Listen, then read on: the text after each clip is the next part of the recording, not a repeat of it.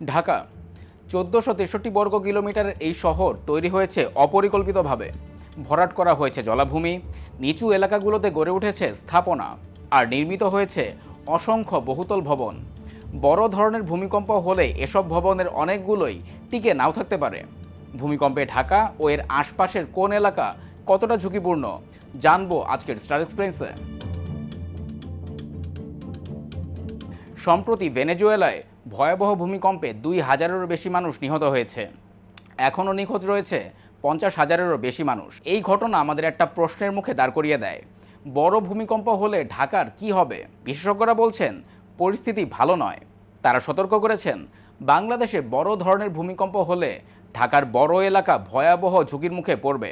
কারণ আমাদের এই শহরের বেশিরভাগ এলাকাই গড়ে উঠেছে মাটির তরলীকরণ বা লিকুইফেকশন প্রবণ অঞ্চলের ওপর। সহজ কথায়, মাটির তরলীকরণ কি?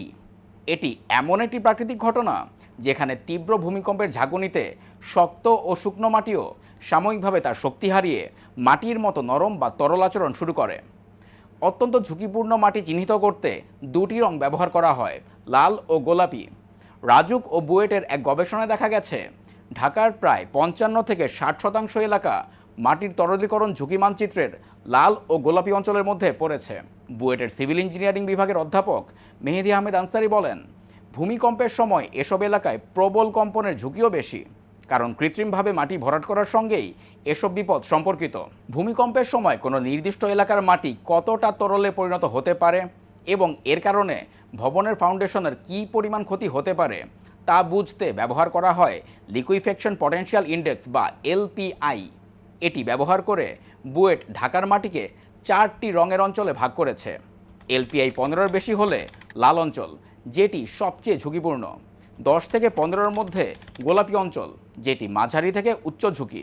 5 থেকে 10-এর মধ্যে নীল অঞ্চল, তুলনামূলক কম ঝুঁকি। আর 5-এর নিচে সবুজ অঞ্চল, সর্বনিম্ন ঝুঁকিপূর্ণ এলাকা। বুয়েটের অধ্যাপক মেহেদী আহমেদ আনসারি বলছেন, রিক্টার স্কেলে 7.5 মাত্রার ভূমিকম্প হলে লাল ও গোলাপি অঞ্চলের মাটিতে ভয়াবহ ধস নামতে পারে। বিশেষ করে যেসব এলাকায় ভূগর্ভস্থ পানির স্তর বেশি, যেমন পুকুর, খাল ও নদীর আশপাশ, সেসব এলাকা এই লাল ও গোলাপি অঞ্চলের মধ্যে পড়বে। লাল অঞ্চলের অন্তর্ভুক্ত এলাকা হচ্ছে এগুলো, আর গোলাপি অঞ্চলের অন্তর্ভুক্ত এই এলাকাগুলো।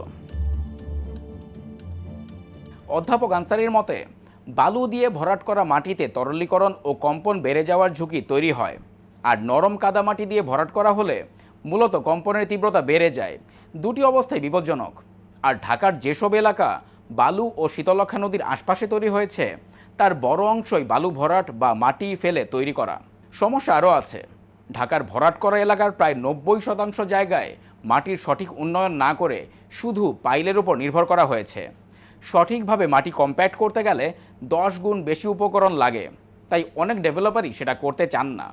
এটি বড় ধরনের ঝুঁকি তৈরি করছে বলে মনে করেন অধ্যাপক আনসারি। তবে আশার ব্যাপার হলো, ঢাকার এই এলাকাগুলোর মাটি তুলনামূলক শক্ত। গত 28 জুন সর্বশেষ বাংলাদেশে ভূমিকম্প অনুভূত হয়, যার উৎপত্তিস্থল ছিল মিয়ানমার বাংলাদেশ সীমান্ত এলাকা। এর আগেও 2026 সালে বাংলাদেশে একাধিকবার ভূমিকম্প অনুভূত হয়েছে।